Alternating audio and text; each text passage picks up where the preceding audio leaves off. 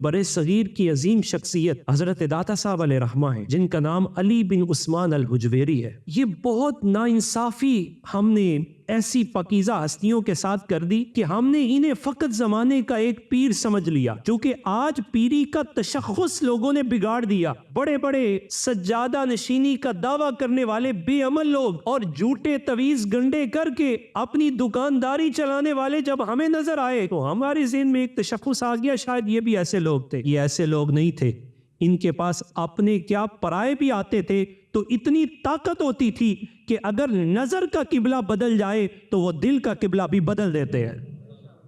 یہ ان کا کام تھا۔ گمراہ اور مدلین قسم کے لوگ ان کے پاس آتے کہ جو غیر خدا کے راستے پر تھے، انہیں خدائے واحد کے راستے پر لے کے آتے۔ حضرت داتا صاحب علیہ رحمہ کا ذکر اور آپ کو خراج عقیدت پیش کرنا اس پرفتن دور میں اس انداز میں انتہائی ضروری ہے کہ توحید کا سکہ بر صغیر میں لگانے والے حضرت علی بن عثمان الحجویری ہے، اور ان کی عظیم کتاب کشف المحجوب شریف ہے۔ اگر آپ اس کتاب کا انصاف کے ساتھ مطالعہ کریں، آپ کو یہ کشف المحجوب انسائکلوپیڈیا نظر آئے گی، اور اس کے اندر ڈائریکشن ملیں گی انسان کو کہ قرآن مجید فرقان حمید کو کیسے پڑھنا ہے۔ اگر کوئی آیت مشکل آ جاتی ہے تو اس اشکال کا حل کہاں سے تلاش کرنا ہے، حدیث رسول صلی اللہ علیہ وسلم کو کس طرح پڑھنا ہے، اور اگر اشکال آ جاتا ہے تو اس کا حل کیسے ہے، اور قرآن و سنت کیا صرف پڑھنے کے لیے ہے یا عمل کے لیے ہے یا صرف دوسرے کو بلانے کے لیے ہے۔ آپ پڑھ کے حیران رہ جائیں گے کہ کشف المحجوب میں جہاں قرآن کی تفسیر ہوتی ہے،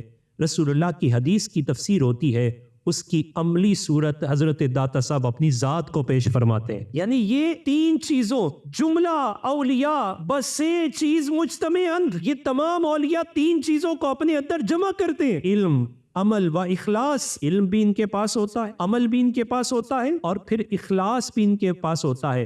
وَإِن سے چیز را شریعت گویند، اور انہی تین چیزوں کو شریعت کہتے ہیں، اور شریعت کا چلتا پھرتا نمونہ یہ ذوات ہائے قدسیہ اپنی ذات کو پیش کرتے ہیں، اور اسی کو کہا جاتا ہے فنا فی اللہ، فنا فی رسول، کہ انہوں نے اپنی آپ کو اپنی ذات سے نکال لیا ہوتا ہے اور اللہ سبحانہ و تعالیٰ کی بندگی میں اور رسول اللہ صلی اللہ علیہ وسلم کی شریعت کی مطابقت میں بطور ماڈل وہ دنیا کے سامنے آ جاتے ہیں، تاکہ کٹی ہوئی امت کا رشتہ نبی سے بھی جڑ جائے اور خدا سے منکر لوگ اللہ تعالیٰ کی وحدانیت کا اقرار کر لیں۔ حضرت داتا صاحب علیہ رحمہ نے یہ جو کتاب لکھی کشف المحجوب، اس کا پہلا باب ہی توحید ہے۔ وہ لوگ جو صوفیاء کے بارے میں ایسا بوگس سا نظریہ رکھتے ہیں کہ صوفیاء تو توحید کی دعوت نہیں دیتے، آپ فرماتے ہیں کہ توحید اساس دین است، یہ توحید تو دین کی اساس ہے، اور پہلے باب میں جو بات لے کے آتے ہیں وہ کیا فرماتے ہیں؟ وَإِلَٰهُكُمْ إِلَٰهٌ وَاحِدٌ، اور آپ کی بارگاہ میں جو بندہ آتا ہے اس کے اندر یہ گون دیتے ہیں۔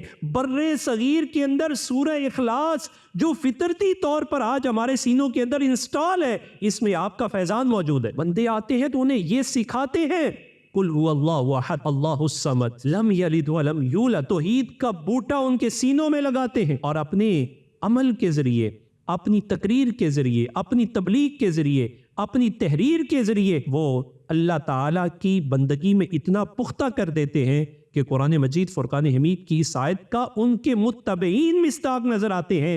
والذین آمنوا اشد حبا للہ، یہ اہل اللہ کے جتنا کوئی قریب ہوتا ہے اللہ کی محبت میں اتنا ہی پختہ ہو جاتا ہے۔ تو جتنی بندے کی صحبت پختہ ہوتی ہے اتنا ہی زیادہ وہ دین میں پختہ اور راسخ ہو جاتا ہے۔ اسی طرح انبیاء کرام کی ذوات ہائے قدسیہ کی بات ہو، خلفائے راشدین کی بات ہو، اہل بیت اطہار کی بات ہو، علم کی بات ہو، عمل کی بات ہو، سارے کے سارے سمندر آپ کو اس کتاب میں سے میسر آئیں گے۔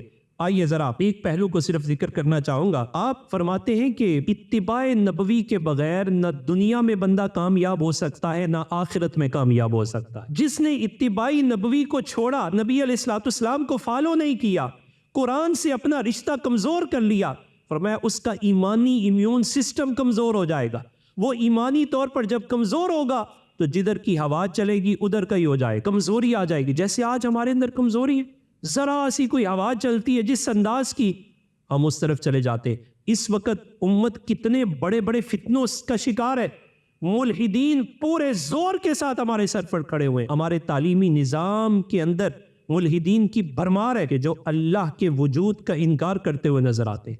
وجود الہی پر دلائل ظاہریہ کو طلب کرتے ہوئے نظر آتے، لاجیکلی ریشنلزم کے دائی لاجیکلی چیزوں کو پروو کروانا چاہتے، تو یہ تبھی ممکن ہوگا جب ہم ان اہل اللہ کے ساتھ اپنا رشتہ بھی جوڑیں گے اور ان کی تعلیمات کو پڑھیں سمجھیں اور اپنی زندگی پر اپلائی بھی کریں گے۔ اب ہوا کیا؟